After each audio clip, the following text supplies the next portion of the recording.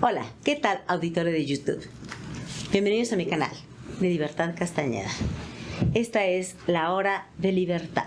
Estamos transmitiendo desde el estudio 76 de Rhino Slate a través del canal 107.1 de La Qué Buena y del canal de televisión 10 de Boom TV, donde tú te ves. El día de hoy vamos a tener una presentación de un señorazo que se llama Luis Rubio. Quiero hacer la presentación de mi invitado. Señor Luis Rubio es publicista y promotor de talentos musicales. Y le vamos a dar la bienvenida, mi querido Luis. ¿Cómo estás? Un besito. Gracias, Libertad. Aunque no debemos, pero con mucho gusto. ¿A que no debemos? Porque tenemos que traer un cubrebocas. El señor, voy a hacer la presentación, si tú me permites, mi querido Luis. Tiene una trayectoria. Él es representante artístico, para las personas que no lo conoces. Es representante artístico, periodista y crítico de espectáculos para el periódico El Heraldo de México. Uno de los fundadores de la Filarmónica de Querétaro, presidente y patronato hasta 1997. Descubridor de talentos como María Medina, José Roberto, María del Sol, Memo Río, Francisco Javier y Polo Polo, entre otros. En 1980 lleva a 2 cantantes a ganar el Festival OTI con los temas Solo te amo a ti, interpretado por José Roberto, y el Festival Ranchero en el tema Un cancionero lloró, interpretado por Alejandro Rivera. ¿Es correcto, mi querido Luis? Totalmente. Perfecto. Bueno, pues este es nuestro invitado, señores. Voy a hacer un preámbulo antes de la entrevista. ¿Cómo saber cuando un artista puede funcionar y cuando no? Don Luis Rubio es un talento que además sabe descubrir un talento. ¿Cómo se inicia, don Luis Rubio? ¿De dónde eres originario? Yo soy originario de Querétaro. Realicé una vida más que normal, como todo un chavo de la época. Estoy hablando ya de un buen tiempo. Estudié lo normal y dejé inconclusa mi carrera de ciencias químicas ante la inquietud que yo tenía, y me decido a emigrar. ¿Y qué inquietud tenías? Quería ser cantante operístico. Y en eso te inicias en el bel canto. Bueno, fue buscar esa oportunidad en México. Aquí no la tenía, por más que pues lo buscáramos, no lo había. Entonces lo hice en México. Y pues llegué a buscar esa oportunidad en cuanto a preparación primeramente, ¿no? Y ahí me llevé pues ciertas cuestiones que me hicieron desistir de emprender realmente la inquietud que tenía. Y entonces ahora sí que mi carrera se proyectó en ámbitos realmente inimaginables para alguien que había decidido un objetivo muy claro, pero de pronto las cosas cambiaron, ¿no? Ok, cuéntame del recital que presentaste en el Teatro de la República. Fíjate que empecé a estudiar con un maestro que se llamaba José Pérez Márquez, pero primero tuve un maestro, un italiano, que me dijo que mis pretensiones ya estaban fuera de tiempo. ¿Por qué razón? Porque si yo emprendía mi objetivo era una carrera operística, pues era mucho tiempo antes, no a los 22, 23 años que ya estaba en ese tiempo, ¿no? Entonces eso me dejó un poco inquieto, porque dije, bueno, aquí lo que falta es que uno encuentre quien le pueda decir, caray, es ahorita el momento, ¿no? Yo creo que ahí se gesta parte de lo que ahorita tú habías mencionado, de ir descubriendo talentos y todo, porque las experiencias que te va dando la vida te llevan a esa parte importantísima de poder ir descubriendo o pensar de qué manera puedes ir proyectando valores, ¿no? Me creó una decepción fuerte el ver que yo a 23 años ya estaba fuera de. Entonces eso me cambió muchísimo. Tanto que el recital que yo, después de un año de haber estudiado vocalización en México, se me ocurre, que fue una puntada realmente absolutamente fuera de experiencia. Vine a hacer con mi papá era un excelente pianista, pero excelente pianista, y me traje a mi maestro, al que me acompañaba a todas las áreas de ópera, E hice un recital aquí en Querétaro en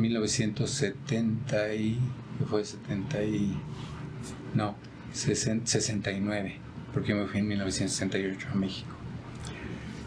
Entonces conseguimos el Teatro de la República, hice un doble programa, la primera parte popular, a mi papá por mi papá, y la segunda parte con temas operísticos, puras áreas que yo ya había practicado, ¿no?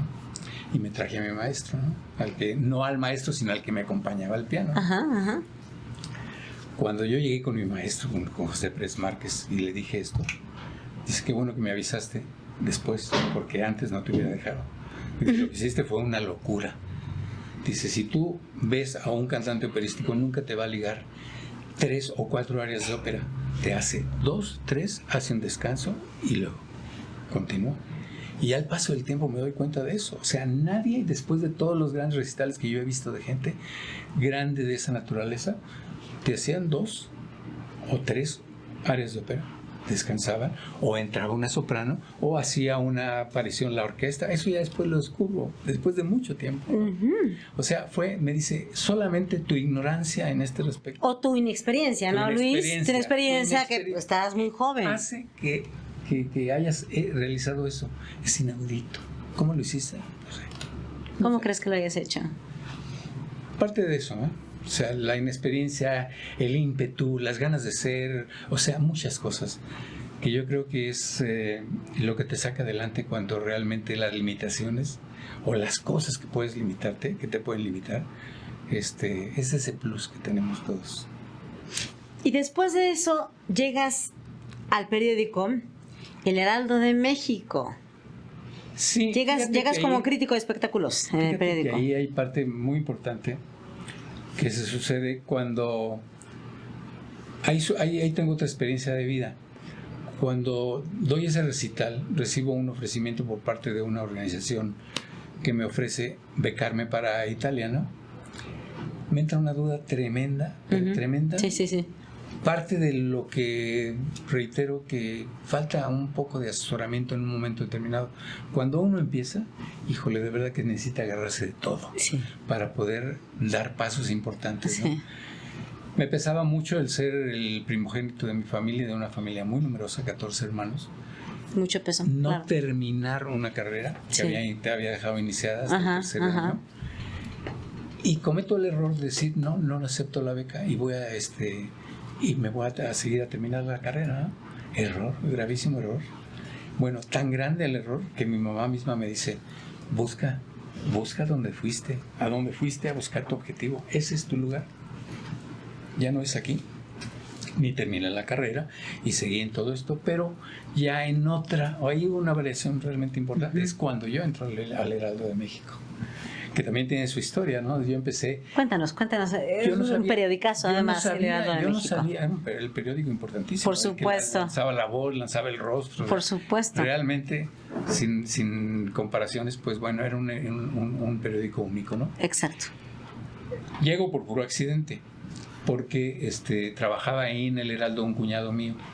Cuando yo me voy a México, me dice, ¿por qué no me echas una mano para poder empezar a agarrar una serie de trabajos? Entonces yo estaba trabajando en el Señorial, que era un centro nocturno muy importante, haciendo publicidad con los artistas, que implicaba que yo iba y los entrevistaba, etcétera, etcétera, y él publicaba las entrevistas, ¿no? Okay. Bueno, esa fue una experiencia tan importante en mi vida que yo ya aprendí a escribir. Porque antes de que esto llegara a la mesa de redacción, pues era un chequeo y era repite. Y además te ayudó mucho, más adelante vamos a hablar de eso, porque vamos a hablar fundamental porque después tuviste algo que ver en Siempre en Domingo, pero no nos vamos a adelantar con eso. Sígueme platicando del Heraldo de México. Y entonces ya cuando llego ahí, llegó un momento que le digo, ¿sabes qué? Ahora sí que, como dice el dicho del periodista, ¿no? El que huele la tinta ya se acabó, ¿eh?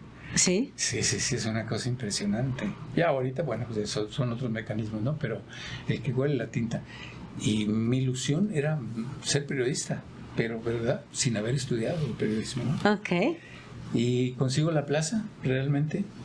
Y por la experiencia que tenía y por los conocimientos que tenía en el aspecto musical, pues me dan la sección de crítico de espectáculos. Entonces, realmente, todos los debuts importantes de México yo los cubría para el Heraldo de México, ¿no? Bueno, y tenías con que dar notas experiencia buenas y notas maravillosa. malas. No, de todo, imagínate. De todo. No.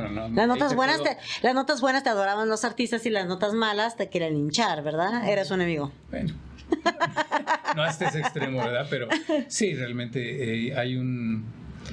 No le puedes dar gusto a todos. Y Exacto. aparte vas con ahora sí con una cuestión objetiva. Ajá. Y vas a narrar al público, les vas a escribir lo que realmente ves, ¿no? ¿Qué tantos chismes te llegaron? Ahí hubo de todo, ¿no? Hubo desde quienes fueron realmente el vínculo para una gran amistad y hice grandes amigos, y como también otros que decían que no. ¿Cómo te das Pero cuenta fíjate, cuando yo una- de ahí te perdón, puedo contar una experiencia que es importantísima. Uno de mis grandes ídolos antes de que yo decidiera emprender esta aventura era Marco Antonio Muñiz. Ok.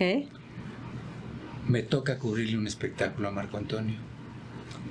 Fue realmente triste ver el espectáculo de Marco Antonio, ¿Por qué? desde su vestimenta, la manera desenfadada en que lo tomó, etcétera, etcétera. Y yo decía, bueno, ¿cómo puedo escribir ante la imagen que yo tengo de un artista como el que yo admiro y ver lo la que tú viste. realidad de un espectáculo que acabo de ver? O sea, eran dos cosas extremas. Qué barbaridad. Y lo tuve que hacer. Y le he escrito una crónica realmente, yo creo que me salió del alma, ¿no? O sea, porque para mí era una decepción ver un artista de esa magnitud, que era mi ídolo, y ver el espectáculo que estaba ofreciendo. ¿Estaba Fíjate pasando la por algún categoría. momento muy difícil? No sé si era una cuestión, pero tú no puedes presentarte a un centro nocturno. Si no estás en una condición. Primero, si no estás en condiciones. El vestuario era atroz. De verdad. El desenfado con que trabajó, o sea, infinidad de cosas. No se entregó al público. Ok. Cuando sale la crónica, yo recibo una llamada personal de Marco Antonio. Me pregunta a la redacción si estaba Luis Rubio, yo le contesto. Y me dice, he leído su crónica, lo invito a que platiquemos sobre el particular. Y me cita en su casa. Y fue en su casa. Cuando llego me dice, nadie me había dicho tantas verdades como usted me las dijo. Ah, caray. Y ante usted le hago un juramento. De aquí en adelante usted me va a ver siempre como una sílfides. Jamás va a ver que yo voy a aparecer en el escenario como me vio. Eso se lo juro. De ahí tienes una amistad de amigos, pero era amistad. En realidad retroalimentaste muchas cosas para él. Pues mira, de alguna manera Sí, fuiste un crítico severo, posibilidad pero le que ayudó. te da el estar en esa tesitura, pues de alguna manera es de una gran responsabilidad, porque tampoco puedes opinar negativamente si no tienes los argumentos. Claro, claro. O sea, salvo que lleves el objetivo de destrozar a alguien, ¿no? Claro, claro. Pero no era Y eso de el eso yo, enfoque. híjole, bueno, hubo cada cosa que yo me tocó, porque fue un privilegio. Esa parte experimental fue realmente importante. A mí me formó muchísimo eso. Espectáculos como, por ejemplo, Juan Manuel Serrat en Bellas Artes, Ujú. ¿Cómo donde no? yo veía dos cosas por demás extremas. Por un lado, me tocó ver el debut, lo cubrí muchos debuts de Albert, digo, de De Juan Manuel Juan Manuel Serrat. Ajá. pero el que más me llegó, ahora sí que al alma, fue cuando él estrena la obra de Miguel Hernández, el poeta español, Ujú. que hizo él una verdadera obra de arte.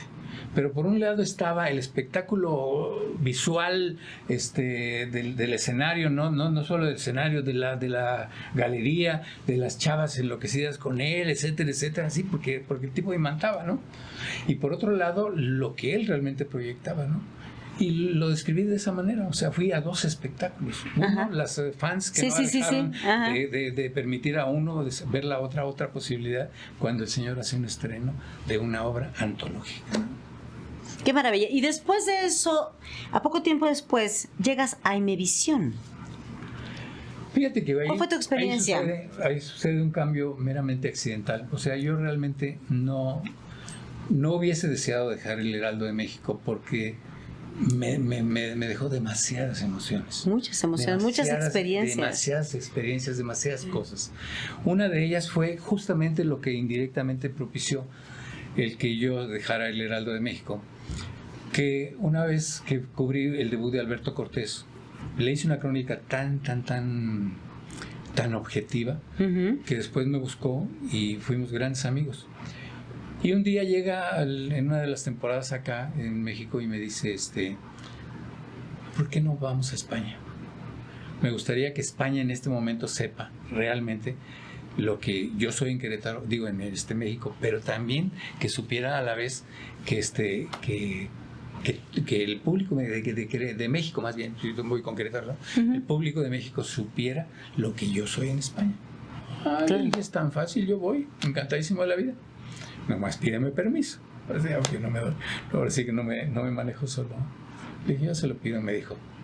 Y era muy amigo de Gabriel Alarcón, que era de los dueños del Heraldo, ¿no?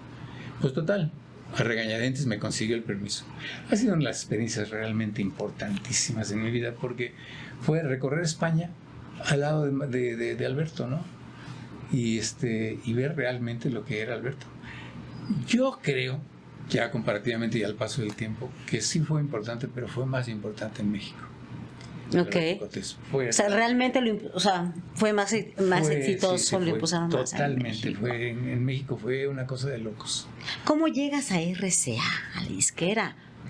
Además con un cargo importantísimo. Pero ya te diste un salto, porque todavía no te platico de Imevisión. A ver, Imevisión. platícame de Imevisión.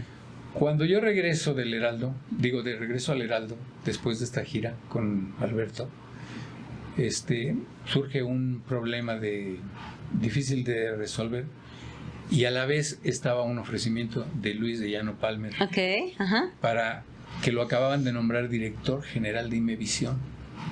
Entonces, debo de agregar y dejar muy claro que ha sido uno de los talentos más importantes que ha tenido la industria de televisión en México. O sea, un genio absoluto. Cuando el señor, antes de irme a España, él me hizo el ofrecimiento. Dije yo, o sea, yo estaba fascinado con mi carrera de periodista. Sí. Y no quería dejarla. Pues, déjeme que regrese de esto. Y ante la mínima situación de confrontación que hubo con el periódico, con las autoridades, con los directivos, pues dije, me voy. Cuando descubro que el tipo había llevado a lo máximo de lo máximo, ¿eh? O sea, se había llevado a José Ramón Fernández para deportes, a Carlos Alarraqui para producción, a Pepe Ambriz, que también era un extraordinario productor, a Antulio Jiménez Pons. O sea, yo dije, madre mía, ¿qué es esto? Claro. Entonces, bueno, para mí era un gran honor que se fijara a mí, y yo fui ahí a mi visión como director de promoción y prensa, ¿no? De publicidad y prensa. Pero desgraciadamente esa fue una experiencia triste, porque al ser un canal manejado por la Secretaría de Gobernación, no funcionó. No los dejaban. No los dejaron trabajar. Para empezar, a mí me pusieron uno a mi lado, como observador. A Luis de Llano le pusieron una cabeza también, que había que pedir. Entonces ahí se acabó esa libertad que proyectaba Imevisión, que en este momento, si nos hubiesen de verdad dejado trabajar, hubiera sido una locura, ¿eh? Pero de verdad, porque pero Luis de Llano Palmer era un genio de la televisión. Y a partir de ahí, entonces fueron 2 años tristones, porque realmente cuando ya llegas a esas limitantes, pues ya no llegas frustrantes, a trabajar, ¿no, Luis? Frustrantes. Que no puedes hacer nada. Ya me llega el ofrecimiento de RCA. Y entonces sí me voy como gerente de publicidad y promoción a RCA. Otra experiencia maravillosa. Realmente, híjole, ¿qué te quiero decir? Que sería un poco... Un giro en tu carrera. En tu carrera. Pero descubrí otro camino, ¿no? Otro camino importantísimo. Ya hay el efecto directamente de la música. ¿Qué descubres? Curiosamente, siempre he estado metido en la música. Desde siempre. Sí, desde siempre. Pero ahí ya era la parte activa de la música, ya estaban los generadores de la música. Una experiencia maravillosa, maravillosa. Yo creo que una de las etapas más grandes de mi carrera profesional fue mi trayectoria en RCA. ¿Cómo inicias en RCA, en la disquera? Bueno, primero fue como gerente de publicidad y promoción. Entonces, ¿Es ahí donde conoces a Polo Polo? No. Ahí tengo artistas como en esa época, como Emanuel, como Juan Gabriel, como Estela Núñez. O sea, ya tienes artistas ya una talla ya bastante renombrada, José. Imagínate nada más. O sea, y me encargan, a mí directamente mi función era promoverlos a ellos, ¿no? Explícanos al público, al auditorio. Promoverlos era, sale un disco, el sencillo, y siempre un LP, que ya en este momento para la gente explicarle el LP es el cuadro que ahora ya se le conoce como ¿cómo se? No sé, esa vez eran los acetatos y ahora son los ¿qué? Sí. Viniles. Okay. ¿Sabes qué era el vinil antes? Era la funda en la cual se metía el disco y se metía ese era el vinil, el plástico, y ahora ya se llaman vinilos. Okay. Porque ha vuelto, fíjate qué cosa más maravillosa. Sí. Ha vuelto la cuestión del disco de 33 revoluciones. Impresionante. Que ha pasado una trayectoria realmente, la evolución musical, y ahorita es increíble, es otra cosa, ¿no? Bueno, entonces, pues el LP para poderlo lanzar salía siempre con un sencillo de cabeza, que era el que se promocionaba en la radio, en todas las radios. Entonces, mi función era buscar la promoción por todos lados. Entonces viajaba a Guadalajara, viajaba a Monterrey, viajaba por todos lados para empezar a mover, porque un hit de esa naturaleza en esa época te daba millones de copias vendidas. Ok, aquí la pregunta sería, Luis, ¿cómo te dabas cuenta quién sí funcionaba y quién no? Además que escuchabas muchos. ¿Cómo sabías? Ya eran artistas. En ese momento ya eran. O sea, ya había que trabajar sobre lo que ya tienes. Ok. ¿Me entiendes? Son dos cosas muy distintas. Ok.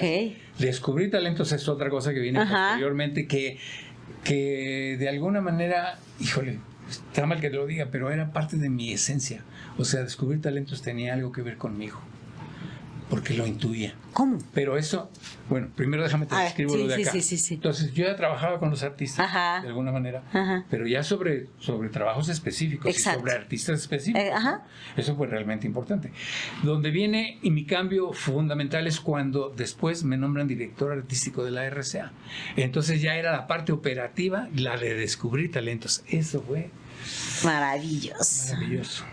Un reto. Maravilloso. ¿Qué descubres ahí? Cuéntanos ahí. Mira, porque ahí realmente ya entra tu parte, híjole, lo que pasa es que resulta fundamental que ya tu decisión en un momento determinado ya juega un papel. Porque si tú te abocas a un artista y tienes que lavarle el coco a todos los de que esto es realmente un producto importante, ¿no? Y trabajarlo, y después ya reclamarle a promoción y publicidad, que antes era mi área, que hicieran su trabajo, ¿no? Y entonces trabajé muy a gusto, ahí descubrí muchísimas gentes, pero fíjate, nos saltamos una parte que es importantísima en la cosa de El Heraldo. Ok. Que en el Heraldo descubrí, por ejemplo, a Lucía Méndez. Ok, cuéntanos esa anécdota de Lucía Méndez. Tú sabes que el Heraldo de México lanzaba fue el rostro del Heraldo. Así es. El Heraldo cada año. Entonces trabajé mucho a la par con Lucía en ese momento, porque representaba que yo la descubrí en su andaba haciendo por ahí sus pininos en un programa de Raúl Astor. Okay. No sé si era La Cosquilla o era alguna cosa así. Entonces vi una muchachita que a primera vista tenía una cara preciosa, pero la vi bastante regordetita. Dije, ching, estábamos a 20 y tantos días del Heraldo, ¿no? Y digo, bueno, pues voy a verla. Sí, y ahí literalmente era el rostro, porque no te fijaste tanto en el cuerpo. No, pero la vi como cochetoncita. Si la bajo, tiene posibilidades. Voy a verla y le digo, oye, ¿qué te parecería? Y dice, ay, espléndido, lo mejor que me puedes decir. Le dije, pero creo que tendrías que bajar un poco, lo que sea. La llevo y la presento con Gabriel Alarcón y me dice, no, pues sí. Estábamos a 20 y tantos días de lanzar el rostro. Fue excelente porque fíjate que si alguien he conocido verdaderamente empecinado es a Lucía. Bajó, no te puedo decir qué cantidad, pero estaba y le dijo de Gabriel Alarcón, le dijo, ¿puedes bajar? porque no la vamos a jugar. Ajá, porque si no, No la vamos a jugar no contigo. funcionas, ¿no? O sea, ¿bajas o no bajas? Sí, va. Y bajó. Cumplió. Cuando se le dice apareces, increíble. Increíble. Entonces, esto va por lo que Mucha te digo disciplina yo de Lucía Méndez. De la carrera de después en la RCA, que ya me tocó pues a Carla, porque después le surgió la inquietud de ser cantante. Cantante. Y estuvo en novelas. Y un ajá, día me sí, llegó sí. con la noticia de que Juan Gabriel le había dado 2 temas exclusivos para ella. Y le dije, pues primero tienes que saber cantar, ¿no? Ujú. La escuché, etcétera, etcétera, y luego la puse a vocalizar con un maestro. Después le busqué, te estoy haciendo brevemente, pero le hice unos periodos larguísimos, estar estudiando, y ella seguía. Hoy, ¿cuándo me vas a oír? Pues un día esto vamos, y bueno, total, para que no se me desanimara, bueno, y Ajá. si le escuchaba y todo. Y ya cuando vi que estaba más o menos en condición, entonces ya le puse un productor que trabajara ya con ella, y grabó para la RCA también. Entonada, no la gran cantante, pero entonada, pero con mucha disciplina. Muy disciplinada. Y además Una mujer funcionó, porque fue súper un producto que funcionó en su súper momento. disciplinada, sí. Y muy buena como actriz. Así es. Sí, la verdad es que sí. Verónica Castro también fue rostro de edad. Fue, ¿no? pero creo que 70, 2 años antes, creo. Ok. Fue un rostro de 70. El gran dilema, ¿verdad? Que platicamos, Verónica Castro y Lucía Méndez eran enemigas y tú dices que no se conocían. Era puro chisme. Realmente no. No, ni hubo. Yo puedo decir que estas pueden ser amigas. No hubo nada de eso. No.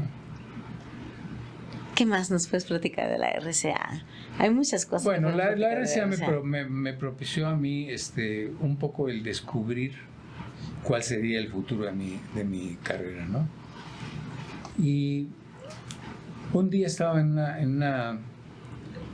una sesión, todos los lunes teníamos juntas en la mañana, y un día me tocaba de compañero de mesa de juntas, me tocaba un señor ya grande, que para esa época pues era muy grande para mí, porque yo me veía ahí en la mesa, pues era el más chavo de todos en la mesa de los directivos, y un día me dijo, estábamos en un break ahí, y me dice, ¿qué piensas de tu vida? ¿Qué quieres hacer? ¿Tú quieres quedarte aquí a trabajar? Ujú. ¿X tiempo o qué? Le dije, fíjate que no tengo inquietud de hacer lo mío, de sentir un poco de trabajo, pero en libertad, ¿no? Ajá, ajá. Y me dice, lo mejor que puedes hacer es eso. Dice, yo estoy esperando aquí que me jubilen, Ok. que me den una patada en el trasero, y se acabó. Y tú, en el momento que decidas ser tú, si lo tienes muy claro, agárrate, ese es tu objetivo. Y ya,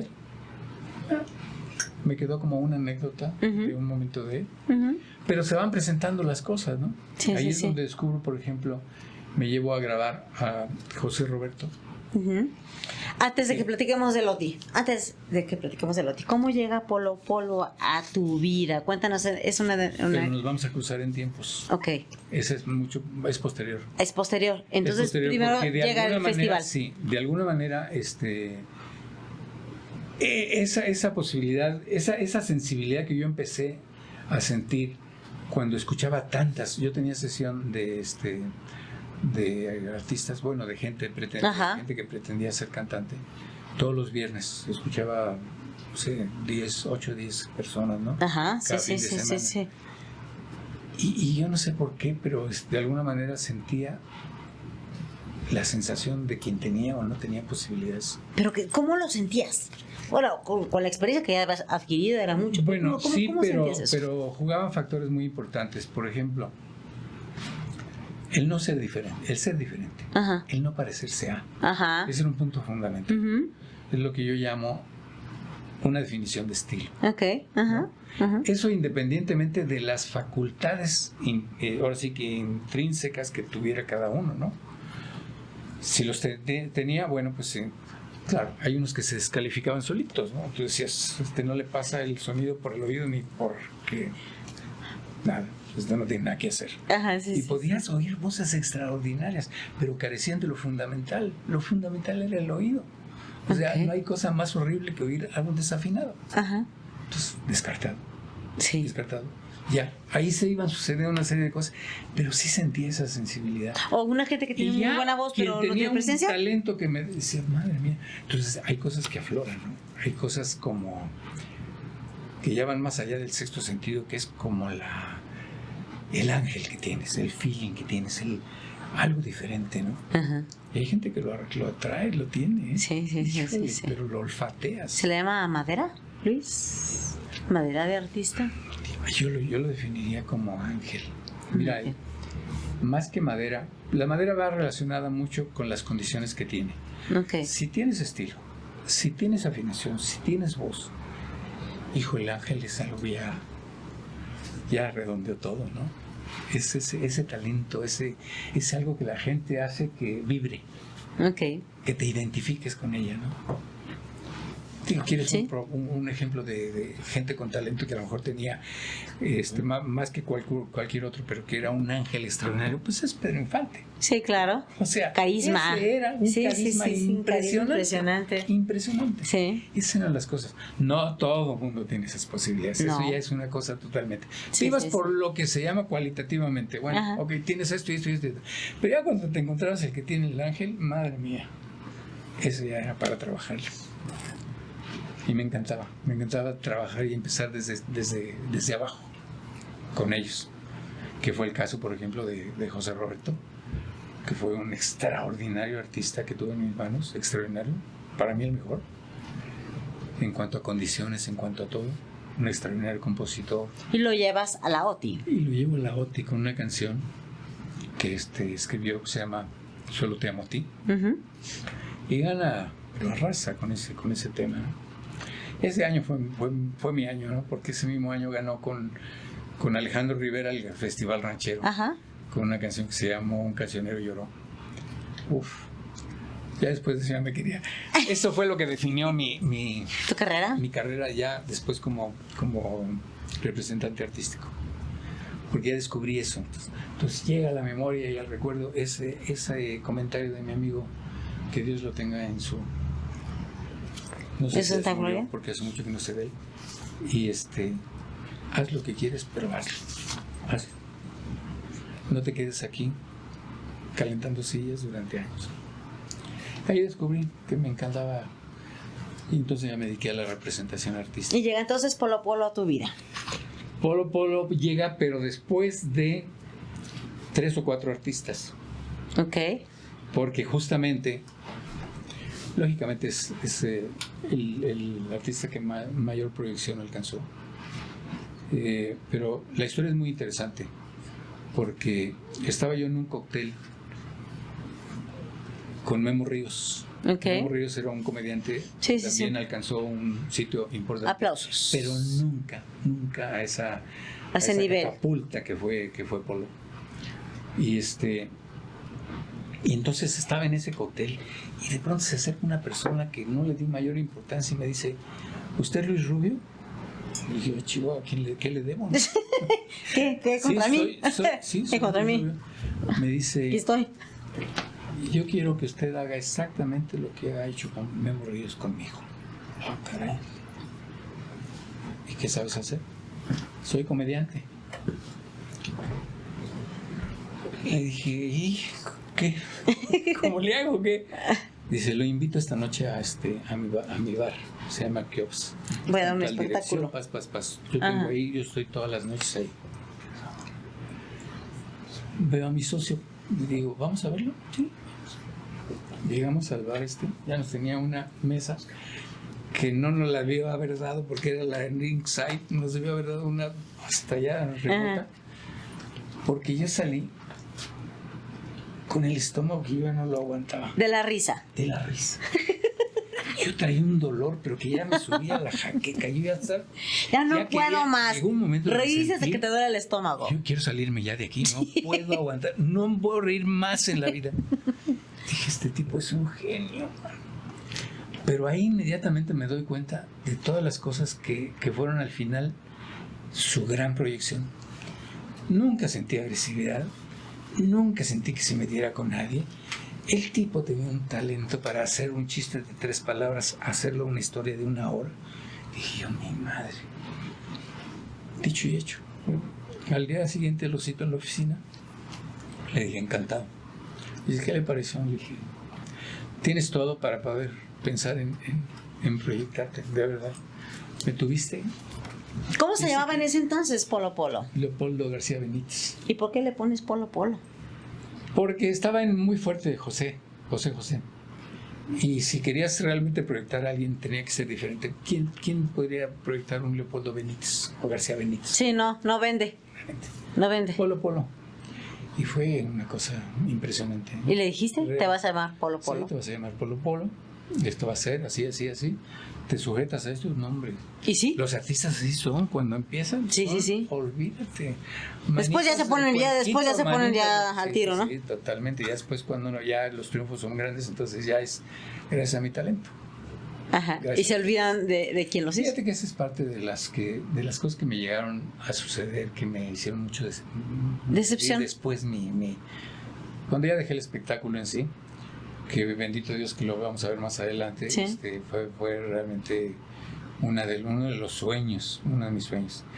Entonces, pero la decepción de la mentalidad de este tipo de gente es lo que más me afectó a nivel de... ¿Te decepcionó? Sí, porque dejas ir toda la carrocería, toda la experiencia, todo tu background, todo lo que realmente tienes para proyectar a una gente, y al final somos los que, los artistas somos los que hacemos todo, ¿no? Y se olvidan de quién realmente los hizo, los impulsó, les consiguió los contratos, todo, ¿no? Y un frustrante. poco generalizado. Pero bueno, sigue la vida en el camino de la música y después se encuentra uno muchas cosas. Yo decidí retirarme a raíz de un ofrecimiento muy importante que me hizo en esa época el gobernador Enrique Burgos García. Me dijo, vente de allá, ¿qué estás haciendo allá? Vente para acá. Pero ya te me estás adelantando, porque Ya antes de eso conoces a Raúl Velasco. ¡Ah, cállate la boca! Ya te me estás adelantando tú. Conoces a Raúl Velasco. Fíjate qué cosa. ¿Cómo es que conoces a Raúl Velasco? Fíjate, y las relaciones nos siempre tenemos que remontar a la época del Heraldo. Ajá. Cuando yo estaba en el Heraldo, más que nada como apoyo con mi cuñado y todo, todavía no tenía yo la plaza. Pues sí, yo veía que la columna Raúl Velasco, etcétera, tenía una columna. Él decide, en el momento que se hace lo de Canal 8, que viene una organización, una compañía muy fuerte de Monterrey y se instalan acá, y entonces Raúl Velasco inicia ahí un programa de Siempre el Domingo. Y fue un trancazo, o sea, realmente Raúl Velasco en ese momento, cuando se deciden fusionar Canal 8 con Telesistema, pues lo agarran y se convierte en un productor realmente importantísimo. Pero esto fue posterior a cuando yo estaba en el Heraldo, que yo no lo conocía, pero yo sabía quién era Raúl Velasco, ¿no? Y fíjate qué curioso, cómo son las circunstancias. Yo asistí a un cóctel, un X día, a un cóctel al Hotel Mar Isabel. No sé ni qué se presentaba ni nada, pero en el acceso me encuentro con un amigo, director de la compañía de Polygram, Luis Bastón, y nos quedamos platicando. Coincide que sale Raúl Velasco, se integra ahí porque conocía a Luis Bastón. ¿A don Luis Bastón? A don Luis Bastón. Y entonces le dice, Luis Bastón le dice, Raúl, te presento a Luis Rubio. El tipo se me queda bien y me dice, ¿eres Luis Rubio? No te hacía así, eres demasiado joven.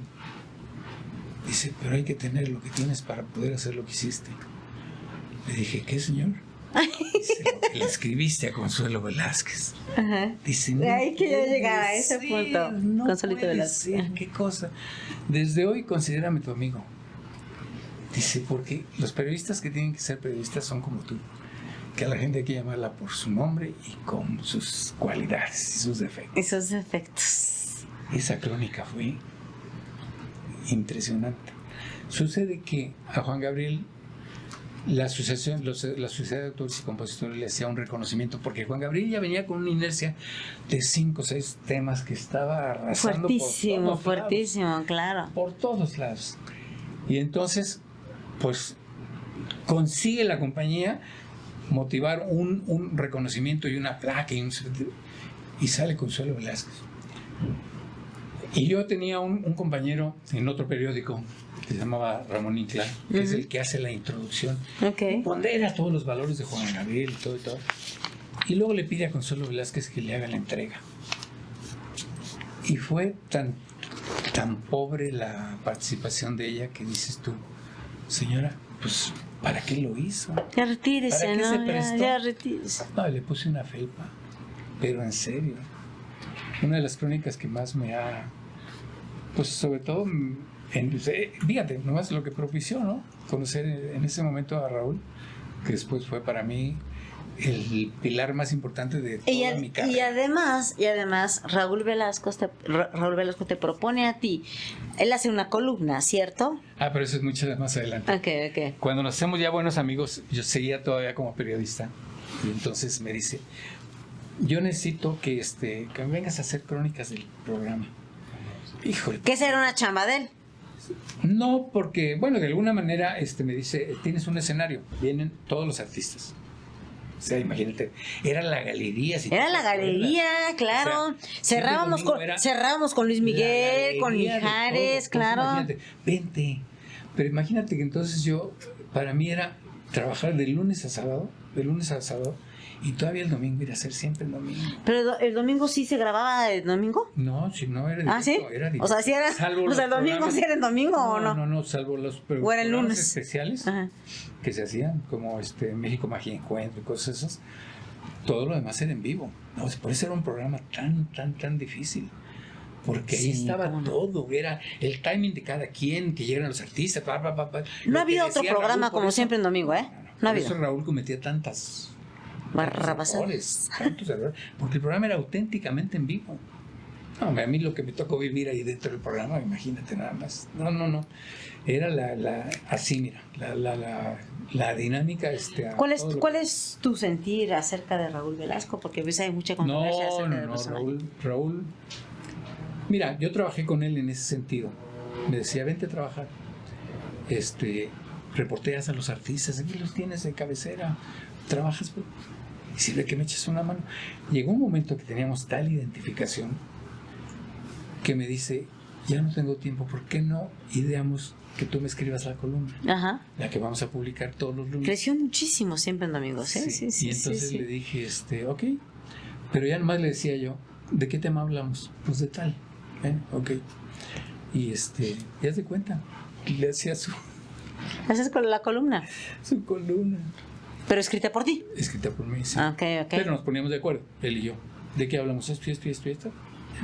Entonces has visto en Siempre Domingo, pues todo el desfile de artistas.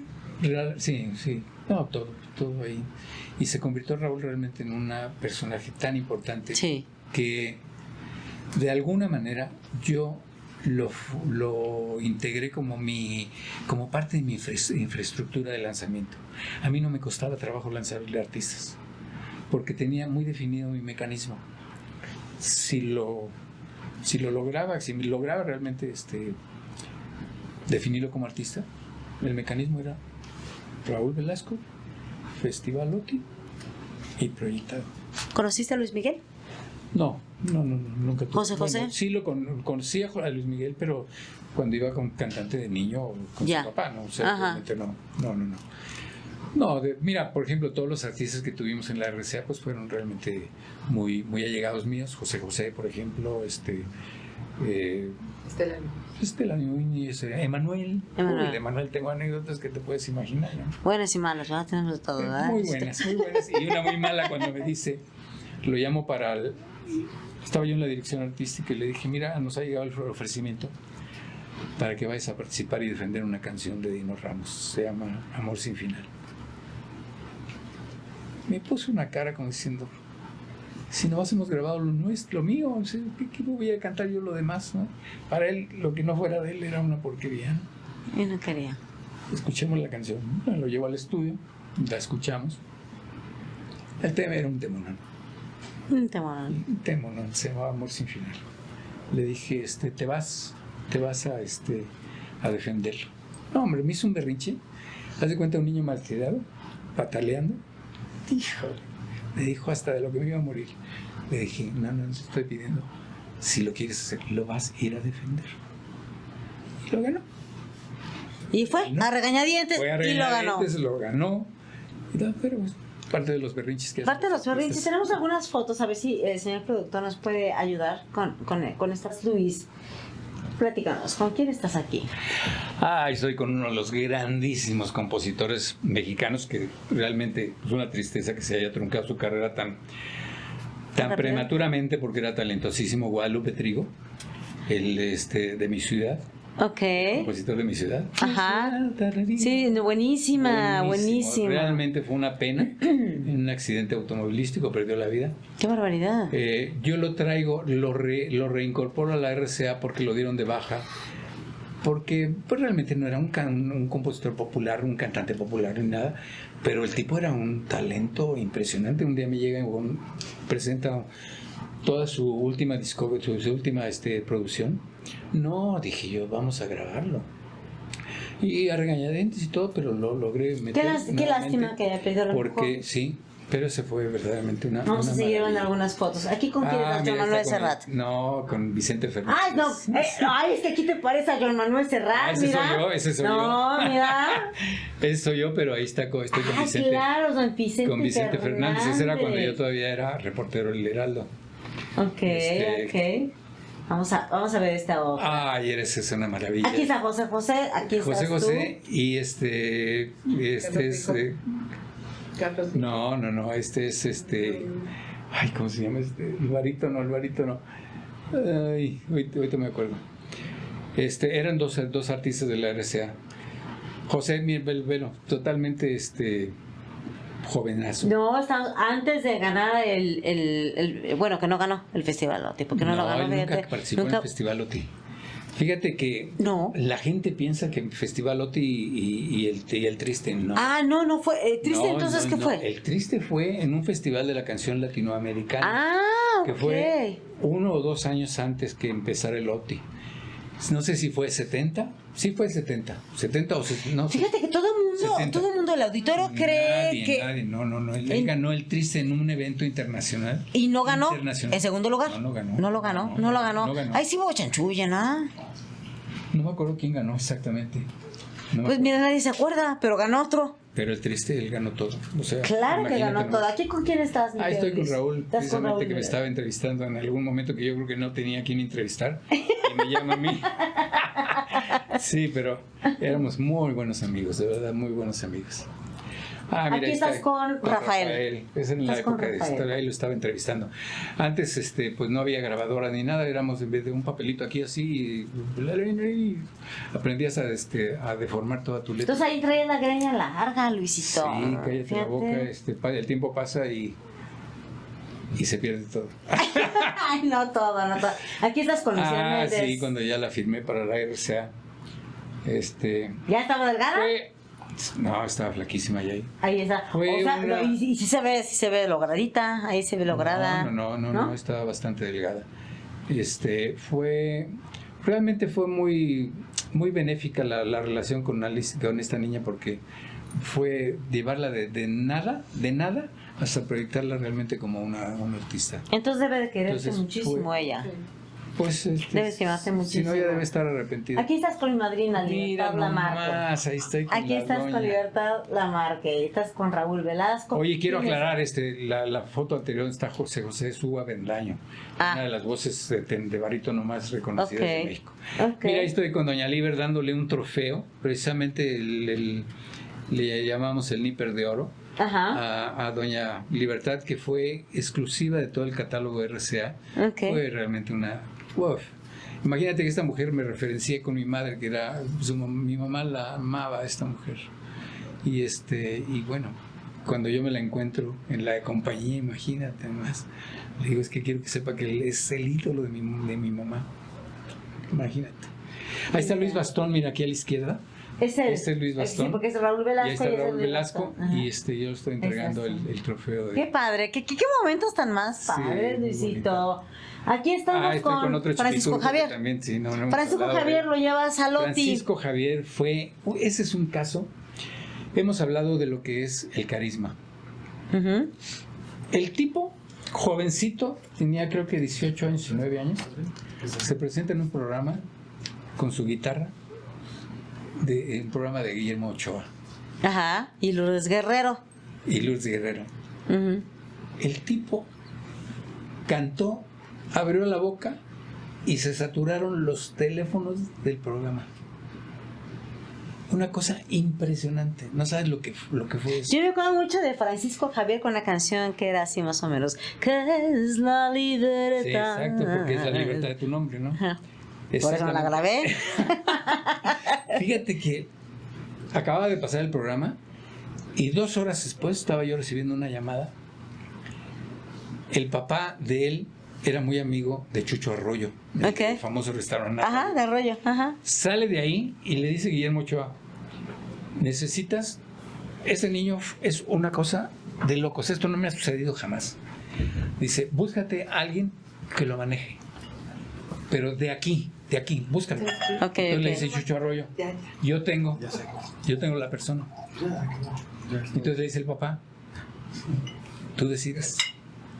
Me habla Chucho Arroyo, me dice, necesito verte, pero necesitamos vernos para que te conozca el papá, etcétera. ¿Viste a Francisco? Le dije, sí, lo vi. ¿Qué te pareció? Le dije, tremendo. Tremendo. Le dije, sí, me interesa muchísimo. Nos reunimos de inmediato, lo firmo y le digo, sé lo que voy a hacer contigo. Y sí, fue una experiencia. Y lo llevas a la OTI. Lo llevo a la OTI, pero primero pulirlo, prepararlo. ¿Cuánto tiempo, Luisito, todo eso? ¿Cuánto tiempo te llevaba? Bueno, esto debió haber sido muy rápido, porque realmente él traía mucho bagaje. Ajá. Compositor. Se daba a conocer con su guitarra. Se cantaba todas sus canciones, o sea, era muy fácil, era buscar y tenía buena imagen. Muy buena imagen. Sí. Tenía todo, pero tenía carisma. Ajá. El carisma, eso es. Sí, caía bien. Uf, te digo, ahí se notó luego el efecto. ¿Y no sientes una frustración que teniendo tanto talento de repente decidan retirarse del ambiente artístico? Pues mira, realmente cuando tú puedes hacer tu trabajo hasta proyectarlo, lo demás ya no depende de ti. Sí. Porque ya son las personalidades que cada quien trae, los daños que cada quien trae. Sí, claro, problemas. Las inquietudes que cada quien trae. A lo mejor era un talento tremendamente plagado de cualidades, pero a lo mejor no le decía gran cosa. Un día se mete de político y se acabó todo. Claro. Y echó a la borda todo. Pero la misma situación me sucedió con José Roberto, que teniendo tantísimas cosas, a la deriva, y de pronto se me perdía y por aquí por allá. Y no hay frustración de tu parte, tú, o sea, dices, es que tengo contratos, tienes que presentarte, no, ya te busqué no que te dejaran con los contratos volando, ¿no? Eso sí lo hacían, sí lo cumplían. Sí lo hacían, pero luego venían épocas que se desaparecían. Por ejemplo, este niño, cuando terminó el contrato ya con él, pues de pronto ya no fue lo mismo para él, y le buscó por otro lado la política y todo, y se perdió un gran talento, porque un gran compositor, tremendo compositor, pero sí tienes frustración en ese momento te da un poco de frustración. Pues al final buscas otras perspectivas. Sí. Vamos a ver si tenemos más flores, ¿eh? Más fotos. Ay, mira ahí esa foto. Gabilondo Soler, con Gabilondo también dándole un trofeo de la RCA. Ahí estás también con Raúl Velasco. Con Raúl Velasco, entregándole un reconocimiento. Los chavos hoy no saben quién es Cricri, ¿eh? Las generaciones no saben, pero fíjate que muchos niños sí escuchan a Cricri. Gabilondo Soler ha sido realmente el emblema infantil de obras extraordinarias. O sea, ¿cuántas anécdotas? Ven, ¿aquí con quién estamos? Aquí estoy en la redacción del Heraldo, con Alberto Cortés. Alberto Cortés, justamente cuando hacía los viajes, porque él trabajaba en España y trabajaba acá. Curiosamente casi nunca iba a Argentina. Y fíjate. Sí, y por ahí esa fue la fecha en cuando me dijo, vamos a España. Ok, aquí tenemos aquí estás con Anthony Quinn. Con Anthony aquí Quinn. En México le decían Anthony Quinn. Personaje, ¿verdad? Un personajazo. ¿Cuántas propuestas Oye, Luis, ¿cuántas propuestas indecorosas tenías? No, yo era un chico bien portado. No, de él no. No. Tú, con el puesto que tenías, quiero que habrá gente que haya llegado. A ver, ayúdeme y yo de plano le hago de todo. No, Se portaban bien. no, porque mira, realmente yo creo que los valores son importantes, ¿no? Porque tú los traías, porque tú tienes códigos, Sí, pero hay gente que no los tiene. Bueno, por eso hay tantas cosas, ¿no? Pero no, para mí no representaba nada. Yo creo que para mí era Es difícil verdaderamente mantenerse en esa fundamental. carrera. Sí, claro. Sí. Eso sí te lo digo con seguridad fehaciente. O sea, no. Sí, hubo muchísimas cosas con quien te ofrece algo. Pero está en ti decir, ¿sabes que no? Sí. Tu pilar. ¿Quién es tu pilar? ¿Quién es el pilar de tu vida? ¿Quién es quien te impulsa, quién todo? Aparte de tus hijos. Me imagino que es tu mujer. Me imagino yo. Me Me imagino. de mi vocera y todo. Muchos años de matrimonio. Aquí está la esposa de don Luis Rubio. Si quieren hacer un close-up a la señora, si quieres acercar, ¿cómo que no? No, Es Alice, una señora guapísima de Michoacán. Bellísima ciudad. Oye, a ver, ¿no tienen más ahí? Tenemos más. ¿Qué quieres que salga? Ya no hay más. Ya no hay más fotos. Yo quiero que hagan un close-up a la señora hermosa. ¿Cómo no? Que es el pilar del señor. No se puede. Bueno, no se puede. Mira, Bueno, esto es muy importante, vamos a ver las fotos. Esta es cuando, ahora sí vamos a hablar de ese personaje. Vamos a hablar de estas fotos. Ok. Platícame, está Polo Polo. En el lanzamiento de su primer disco de Polo Polo. Ok. Cuando lo firmamos para la compañía Musar. Ok. Y bueno, los cassettes de Polo Polo deambularon por todos lados. Era una cosa impresionante. Vendió cañón, ¿verdad? No. Vendió con tubo. Pero fíjate que fue una carrera que creció en todas sus dimensiones. Porque discográficamente era un hit. Ajá. En Centro Nocturno, es que tengo que hablarte del caso de Polo porque fue realmente una cosa muy importante. Polo, cuando ya nos encontramos para hablar ya sobre su lanzamiento, su carrera y todo, ya firmamos contrato y todo, le dije, aquí las reglas las marco yo, tú obedecer, me dijo perfectamente. Sí, y cumplió y todo, ¿eh? Cumplió. Dije, las cosas van a ser así. Y fue realmente extraordinario. Creció en todos los niveles. Fue impresionante. Qué maravilla. Discográficamente. De hecho, no ha habido nadie como Polo Polo, ¿eh? Palenques, arrasada los palenques. Se vino una vorágine. Un trancazo. Una vorágine de cosas impresionantes. Un trancazo. ¿Qué más tenemos de material? Realmente. ¿Qué más tenemos de material? No, pues de eso no. Son crónicas y todo. Señor productor, Rueditas, ¿no? Prácticamente mi carrera termina en cuanto a manejo de artistas con él. ¿Por qué termina tu carrera? Cuéntame, ¿por qué? ¿Por qué decides retirarte? Porque además te retiras en el mejor momento. Fíjate que sí, en teoría, pero en la práctica la industria de la música ha sufrido una variación inimaginable.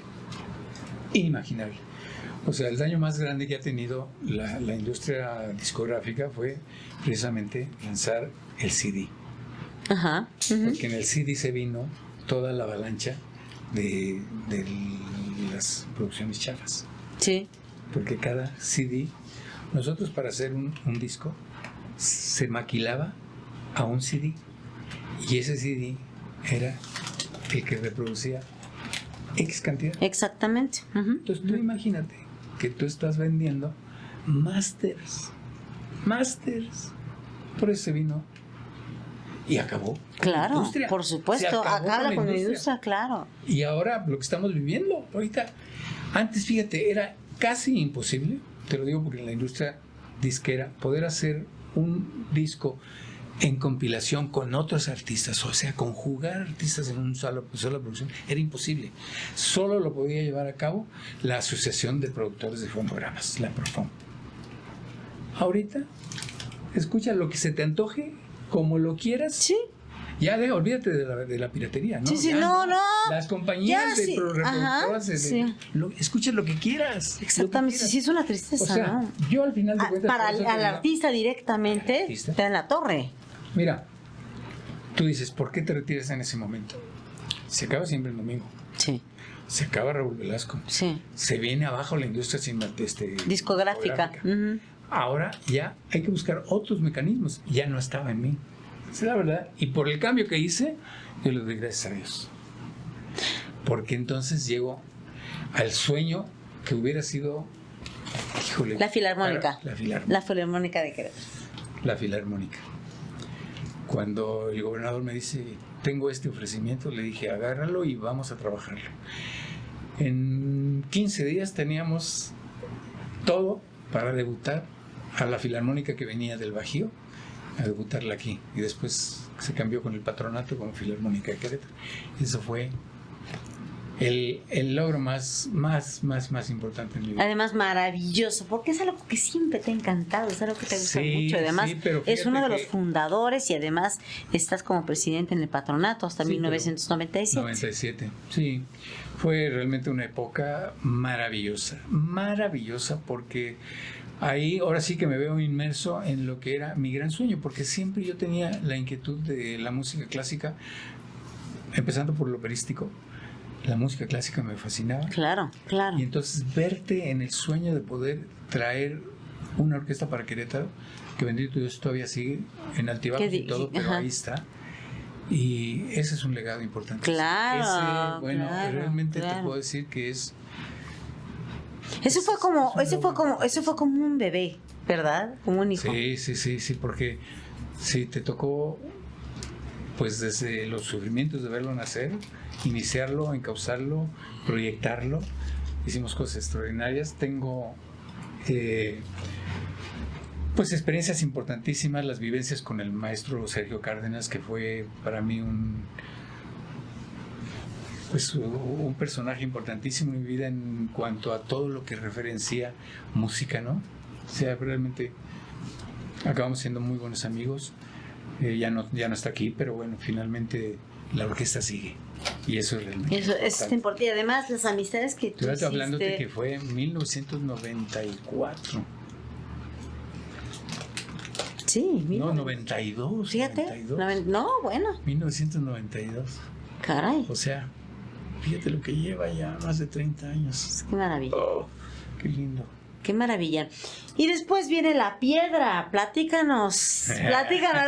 ¿Ustedes saben lo que es la piedra? No, porque ahí donde me ha dado Luis Rubio, él fabrica la piedra. No, fíjate que cuando... Les voy a decir que es la piedra. ¿Qué es la piedra? La actividad... Es que dice... Todavía hay mucho... me dice don Luis Rubio, platicamos. Me dice, ¿sabes lo que es la piedra? Y yo, sí. No la he probado, no, pero sí sé. Vamos, platícanos qué es la piedra. No, hombre, ya te abriste. Para que se ilustren los chamacos. Ya te abriste demasiado. Fíjate que pues todavía podemos hablar muchísimo más de la Filarmónica, de tantas otras Vamos cosas. a hablar de la Filarmónica, vamos a hablar. No, fueron años muy importantísimos. Después, bueno, fíjate que curiosamente aquí siempre he sido yo de... Muy bien, ahora vuelve a hacer la presentación. Porque va. Yo te dije que ven cómo está la presentación. Te dije que en la presentación ven cómo está. Tú, síguele. No, para que ya agarraras calor, pero La presentación. otra vez la presentación. Okay. ¿Qué tal auditorio de YouTube? ¿Qué tal auditorio de YouTube? Yo soy Libertad Castañeda. Bienvenidos a mi canal de Libertad Castañeda. Esta es La Hora de Libertad. Gracias. Ay, chica. Pues avisen en cuál. Me dijiste que en esta. Okay. Ya, en esta. 1, 2, 3. ¿Qué tal, auditorio de YouTube? Bienvenidos a mi canal Libertad Castañeda. Esta es La Hora de Libertad. Estamos transmitiendo desde el estudio de... Otra vez. Ya ves. 1, 2, 3.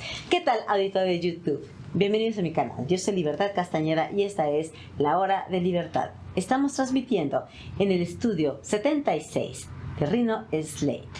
Gracias también a la 107.1 de La Qué Buena y al canal 10 de Boom TV, donde tú te ves. Esta es La Libertad y vamos a presentar a un gran talento, el señor Luis Rubio. Ahora sí. Listo. Ya. No, pues digan en qué cámara, no. A ver, yo hablo. No me mandan a comerciales, ¿no?